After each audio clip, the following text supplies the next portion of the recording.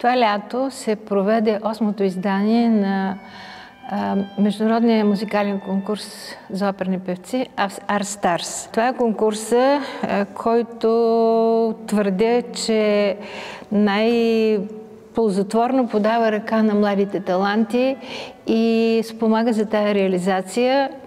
Талантите, които ще чуете на концерта на 23 януари в Държавна опера Варна, са много ярки, много перспективни и си заслужава всички да ги видят. Защото бъдещето е пред тях, а някои вече са започнали своята кариера. За носител на Гран-при беше връчена на Христина Трайковска от Република Северна Македония, която изуми с невероятно красив глас, невероятна техника. Тя е колоратурен сопран. Друг ярък участник е представител на Китай Синюи Бао. Той е тенор.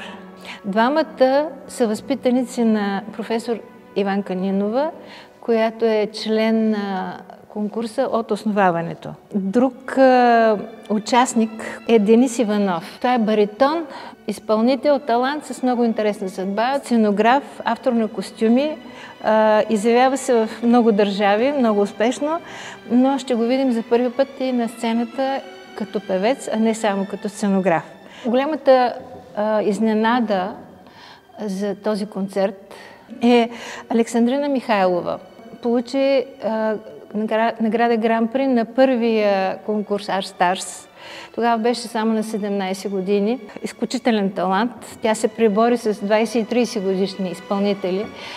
И освен това тя беше забелязана от Райна Кабайванска. Тя привлече при нея в Италия, получи курса на обучение при нея, завърши и академията към Миланската скала в Милано и получи предложения за доста роли в оперни театри в Италия.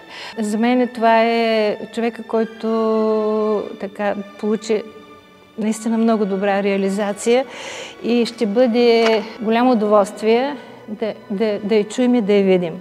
Още от първото издание на конкурса, директорката на Държавна опера Варна Даниела Димова, която е председател на журито през всичките му издания, подаде ръка на младите таланти, даде възможност да пеят на сцената на Държавна опера Варна, заедно с утвърдени изпълнители под съпровода на симфоничен оркестър и диригент Стефан Бояджиев, което е почти прецедент в България, за което аз изключително много благодаря. Искам да поканя варненските любители на оперното изкуство, а и не само, да посетят този концерт с участието на млади таланти, лауреати на 8-я международен конкурс Art Stars Звезди на изкуството, който ще се проведе в Държавна опера Варна на 23 януари от 19 часа.